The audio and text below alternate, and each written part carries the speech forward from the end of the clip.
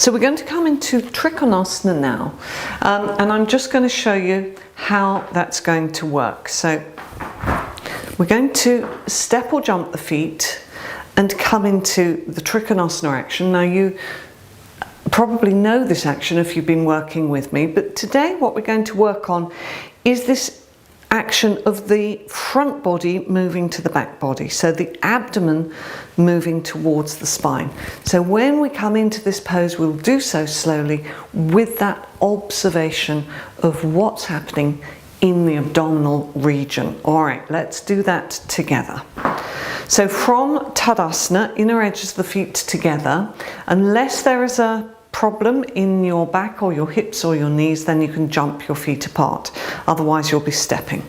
Hands to the center, lift your chest broad across the collarbones, soften the knees and then jump the feet apart or step. Stretch out into your fingertips, lift your chest. Now in this intermediate action, observe the abdomen. Where is the belly? Is it dropping forwards? We have to move the sacrum in, lengthen the tailbone, and softly move the abdomen back to the spine. Now turn your feet, left foot in slightly, whole of the right leg and foot out. Stop there. Observe. Abdomen back towards the spine. Keep the rotation on that front leg, keep pressing into the outer edge of the back foot. And again, abdomen back to the spine. Now we're going to lengthen into the pose. Extend, lengthen, come into the pose, thinking about the abdomen. Where is it in relation to your spine? Move it back. Extend up into your top arm, stretch into those fingertips, move the abdomen back, press into the outer edge of the back foot, lift the front leg, kneecap and thigh muscle, move the abdomen back. Breathe. Now use your back leg to lift you up out of the action, turn the feet, and we're going to go to the other side. So again, once we're to the other side, rotating the front leg, pressing into the outer edge of the back foot, move the abdomen back. Extend out into the fingertips, lift your chest, and now come into the pose. Move the abdomen back as you're coming into the pose. So you might not come down quite so far, and that's fine. So pressing strongly into the outer edge of the back foot, move the abdomen back to the spine, look at your bottom arm, turn the inner elbow towards the toes, so you're rotating this bottom arm so it draws the shoulder blade in. Now move the abdomen back to the spine, active in the back leg, lift that back leg so the back leg frontal pelvic bone has to lift towards the ceiling. Keep lifting up with the front leg kneecap. Breathe. Keep the head level. Back of the neck in line with the spine. So in other words, don't drop the head down. Don't lift the head up. Keep the back of the neck in line. Now use your back leg. Active in the inner thigh of the back leg. Lift. Turn the feet and step or jump the feet back into a Tadasana action. So standing in Tadasana, roll the shoulders back and down and breathe. So we're going to come into Utkatasana again, but this time with the feet together. So inner edges of the feet together this time. Tailbone long, sacrum in, chest lifted. So inhale and bend your knees. So where is your abdomen? Move it back. Where is your sacrum? Move it in. Where is your tailbone? Lengthen it. Bend your knees a bit more. Keep the ears between the arms. Keep the sides of the neck soft and long. Keep the back of the neck soft. Don't hold tension in your throat. So can you bend a little more? Flex those ankles, flex those knees, and releasing out of the action. Well done. Roll the shoulders back and down. So we're going to come into Adho Mukha Virasana now. So obviously those who can't sit back on the heels in this way can do this on the seat of the chair, which is shown in the inset. But when we're working here, we're working to move the abdomen back. So this is a soft action. It's not a gripping hard skeletal action, it's a soft internal action. So we're moving the abdomen back to the spine as we extend forward. So we're going to keep the head lifted to start with. All the time, move the abdomen back. Then if you can rest your head onto the floor, then you do so. But if you can't, then you take some support. So if it's difficult to put the head onto the floor, you put, a blanket or some cushions or a brick to support the head. All right, so let's do that together. Toes together, heels apart, knees a little bit wider than the hips. Now extend the side waists up so the spinal column lifts and lengthens, and we hinge forwards here at the hip. So we're not working the spine here, we're working the hip joint, hinging. Okay, so just keep the head lifted and walk your hands forwards. Keep your wrists and your elbows lifted off the floor. Just stay there for a moment and see, can you move your abdomen back? As you move your abdomen back, see, can you extend your hands forwards? Breathe, keep the buttocks back on the heels. If there's a gap between your bottom and your heels, then put something in like a bolster. And then rest the head down, either onto the floor. It's quite nice having a little bit of height here for the head. Breathe, fine inhalation, fine exhalation through the nostrils. All right, so just look up at the screen for a moment. Dog pose now. The theme is abdominal work today, so we are moving that abdomen back to the spine, lifting the frontal pelvic bones up, so that when we lift up into this action, you can see my heels are lifted high here, we're really lifting the abdomen to the spine. Then we can push the legs back. All right, so let's do that together. Be on your hands and knees. Make sure that you've got that nice even spread on your fingers, that the index finger knuckle, middle finger knuckle are pressing down into the floor. Now move your abdomen back to the spine before you even start. Tuck your toes under, feet hip width apart. Now when we lift up, you're going to keep the abdomen back to the spine and lift the sitting bones as high as they'll go. So abdomen back to the spine, sitting bones lifted. Lift your heels. Abdomen back to the spine, sitting bones lifted. Lift your heels. So now, maintaining all that action with the abdomen, just see if you can push the tops of the thighs back. So keep the abdomen lifted to the spine, but push the tops of the thighs away from the arms. So push, push, push, push, push, so that you start to get length and extension in the spinal column, in the sides of the waist, without dropping the belly to the floor. Breathe. Let the head and neck completely release. And now release down again into Adho Mukha Virasana. So again, we're going to sit back on the heels, move the abdomen back. If you're working on the chair, you can still get this action with the abdomen. It's a very similar action when you're working on the chair. So abdomen back to the spine, hands forwards, stop there. Move the abdomen back, walk the hands. Move the abdomen back, walk the hands. And then let the head and neck release down when you've got as much length as you think you can get. And it might be that you can come up again, move the abdomen back.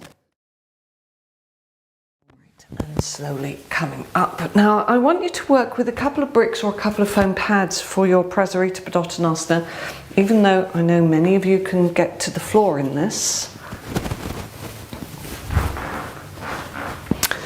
We're going to hinge forwards with these same actions in the abdomen and take the hands down onto the bricks. Now the reason I want you on bricks, you can use foam pads, you can use the seat of a chair, is because we're working on this abdominal action. So you can see if I just let my abdomen fall forwards, I can come into this pose, but I've got very little action going on in the spinal column because I'm letting the belly drop to the floor here. So this is not how I want you to work. You've got to really work the legs strongly, lift up through the legs and lift up through these frontal pelvic bones so that the sacrum can plug in and the abdomen can move back, so that when you come into the action, you've got a lift and support for your spinal column in this action. So eventually this comes into a 3-point head balance. So you have to have real control internally in order to do that.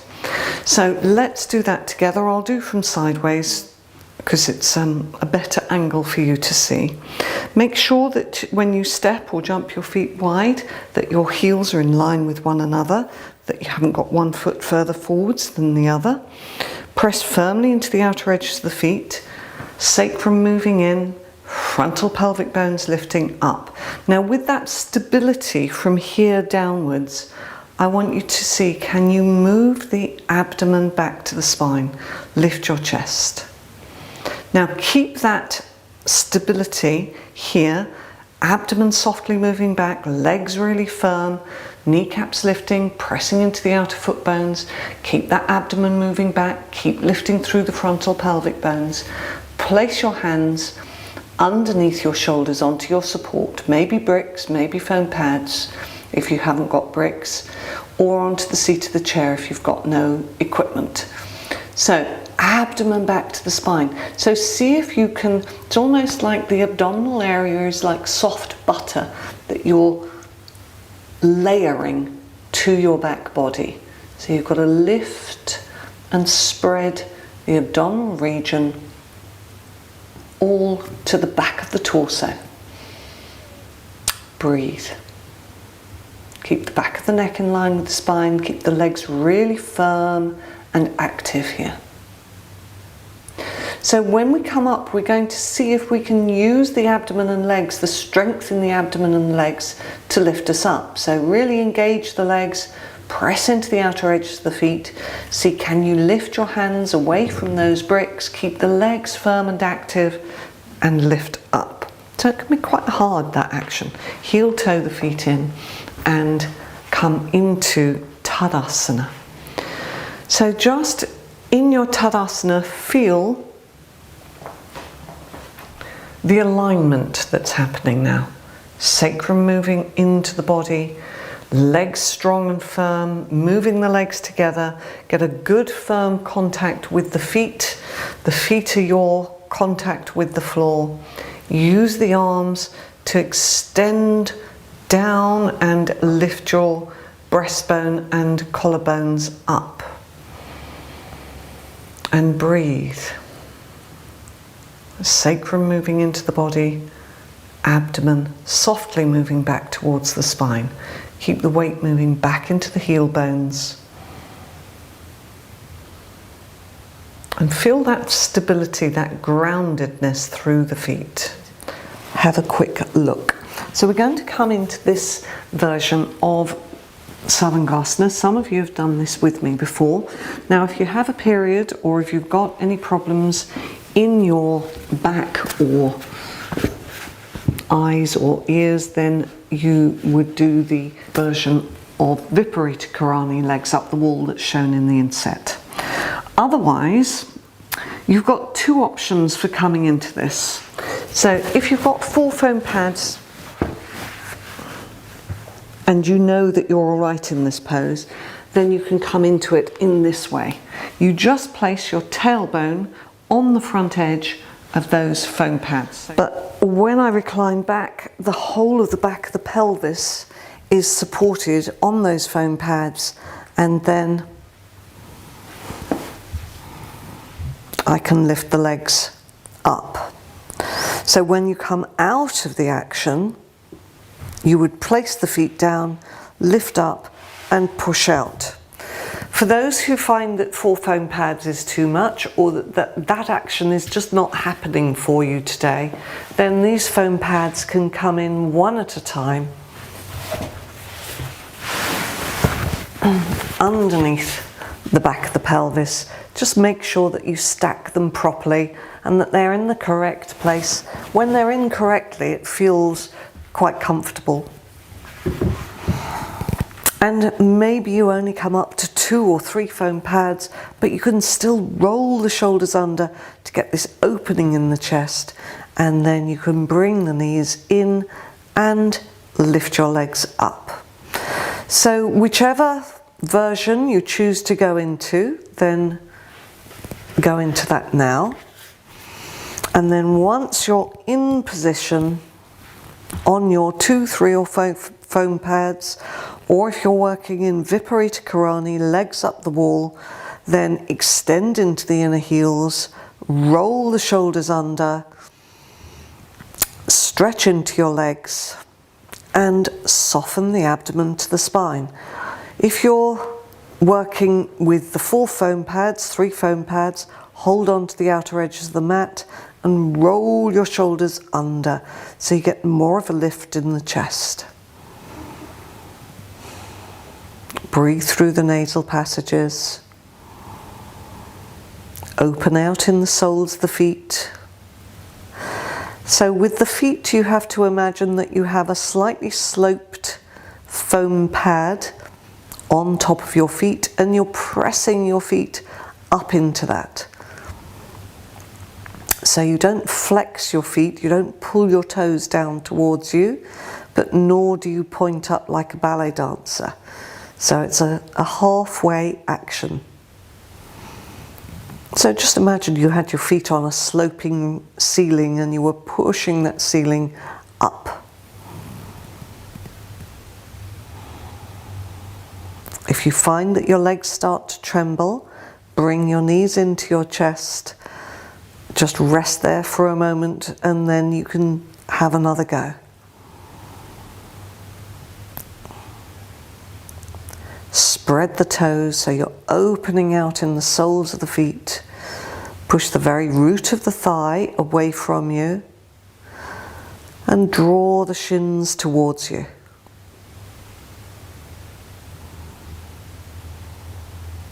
But that action has to happen at the same time so the legs don't get pulled in towards you because you're pushing away at the very top of the leg.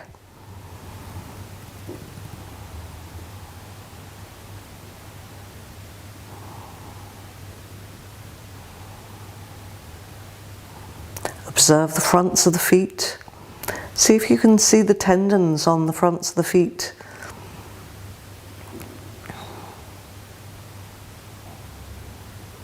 Alright, so we're going to come out of the poses now. Bring the knees into the chest. Place the feet onto the floor. Lift up one at a time. Take those foam pads out. Those of you working in Viparita Karani can just roll to your right and rest on the right side. So every time you take a foam pad out, just rest the back down until you get onto the floor and then rest with your legs bent for a moment. Just let the body recover.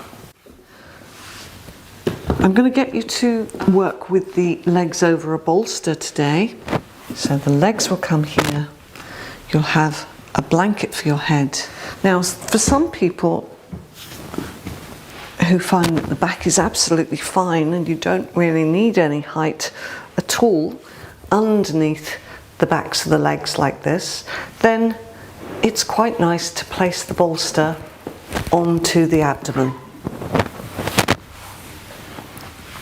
Particularly when we've been doing work like this, where we're trying to soften and release the abdomen. So try both ways. It might be that you need the bolster underneath the backs of the knees, but you can put something like a brick or a heavy pillow onto the abdomen that will just give you a little bit of weight. So I sometimes work like this.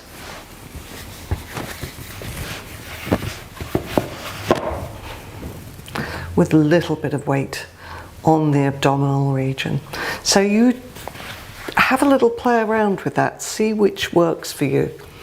So come into your Shavasana. With your Shavasana, you do need to release.